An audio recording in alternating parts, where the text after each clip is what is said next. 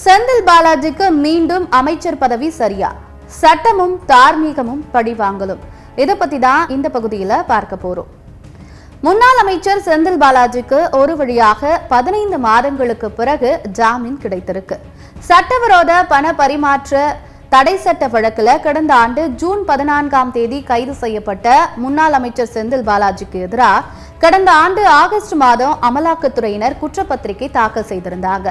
3000 பக்கங்களுடன் கூடிய குற்றப்பத்திரிகை தாக்கல் செய்யப்பட்ட நிலையில 471 நாட்களுக்கு பின் அவருக்கு உச்சநீதிமன்றம் ஜாமீன் வழங்கி உத்தரவிட்டிருக்கு. அமலாக்கத்துறை வழக்குல ஜாமீன் கோரி செந்தில் பாலாஜி கடந்த சில மாதங்களுக்கு முன்னாடி உச்சநீதிமன்றத்திற்கு சென்று முறையிட்டார். அவர் அமைச்சர் பதவியை ராஜினாமா செய்துவிட்ட நிலையில அவருக்கு ஜாமீன் கிடைக்க வாய்ப்பு இருப்பதாக கூறப்பட்டது.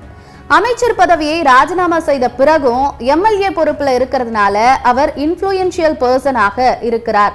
இதனால வழக்கு தொடர்புடைய சாட்சியங்களை அழிக்க வாய்ப்பு இருக்கிறதுனால செந்தில் பாலாஜிக்கு ஜாமீன் வழங்கக்கூடாதுன்னு விசாரணையின் போது செந்தில் பாலாஜி உரிய ஒத்துழைப்பை வழங்கவில்லை அப்படின்னு அமலாக்கத்துறை மற்றொரு வாதத்தை முன்வைத்தது. இதற்கு செந்தில் பாலாஜி தாக்கல் செய்திருந்த பதில்ல 320 நாட்களுக்கு மேலாக சிறையில இருக்கிற, ஆனா வேணும்னே இந்த வழக்குல தாமதம் செய்ய வேண்டும் என்பதற்காக கடைசி நேரத்துல பதில் மனுவை அமலாக்கத்துறை தாக்கல் செய்திருக்கிறதுன்னு செந்தில் பாலாஜி இதற்கு பதில் அளிச்சிருந்தாரு. இதையடுத்து அமலாக்கத்துறை அளித்த பதில்ல, நாங்க இந்த வழக்குல தாமதமா பதில் அளிச்சதற்கு மன்னிப்பு கேட்டுக்கொள்கிறோம், வேண்டும்னே நாங்க தாமதம் செய்யல அப்படின்னு அமலாக்கத்துறை தரப்புல சொல்லப்பட்டுச்சு. அவரது ஜாமீன் மனு சில நாட்களுக்கு முன்னாடி உச்சநீதிமன்றத்துல விசாரணைக்கு வந்தது. 12 முறை இந்த வழக்குல வாதங்கள் ஒத்திவைக்கப்பட்ட நிலையில செந்தில் பாலாஜிக்கு தற்போது ஜாமீன் கிடைத்திருக்கிறது. நீதிபதி ஓகா, அகஸ்டின் ஜார்ஜ் ஆகியோர் அடங்கிய அமர்வு ஜாமீன் வழங்கிய தீர்ப்பை அறிவிக்கும் போது அமலாக்கத்துறையை கடுமையாக கண்டிச்சனர். அவர்கள் செய்த சில செயல்களை கடுமையாக விமர்சனம் செஞ்சிருந்தாங்க. அதுல கடுமையான ஜாமீன் விதிகள் மற்றும் விசாரணையில தாமதம் ஆகியவற்றை ஒன்றாக பயன்படுத்த முடியாது, ஜாமீனும் கொடுக்க முடியாது, விசாரணையும் தாமதம் செய்வோம்னு சொல்வது சரியாக இருக்காது, இரண்டிற்கும் நீங்கள் ஆசைப்பட முடியாதுன்னு திட்டவட்டமாக கூறியது. அதே நேரத்துல செந்தில் பாலாஜி அமலாக்கத்துறையில ஆஜராகி கையெழுத்திட வேண்டும், அழைக்கும் போது விசாரணைக்கு ஆஜராக வேண்டும், வெளிநாட்டுக்கு செல்லக்கூடாது போன்ற நிபந்தனைகளையும் நீதிமன்றம் விதித்திருக்கிறது. இருப்பினும் நீதிமன்றத்தில் குற்றவாளி என்று அறிவிக்கப்படாத நிலையில 2 ஆண்டுகளுக்கு மேல் சிறை தண்டனை விதிக்கப்படாத நிலையில செந்தில் பாலாஜி அமைச்சராக சட்டப்படி எந்த தவறும் இல்லை.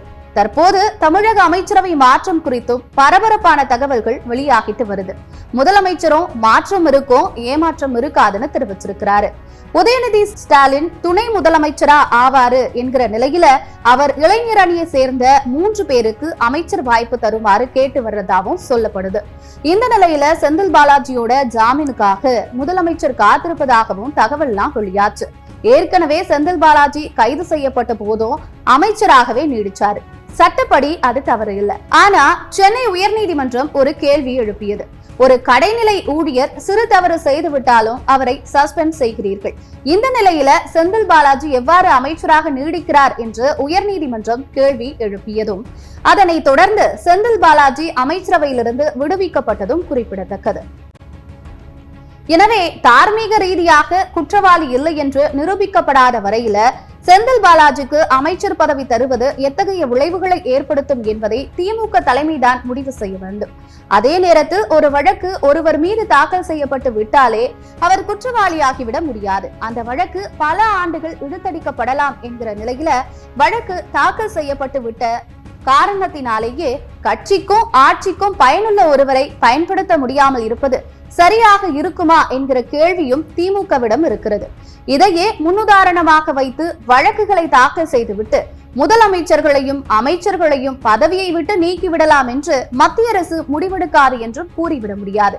எனவே செந்தில் பாலாஜியை கட்சிக்கு மட்டுமே பயன்படுத்த வேண்டுமா அல்லது ஆட்சிக்கும் சேர்த்தே பயன்படுத்த வேண்டுமா என்பது திமுக தலைமையின் $1 மில்லியன் கேள்வியாக எழுந்து நிற்கிறது.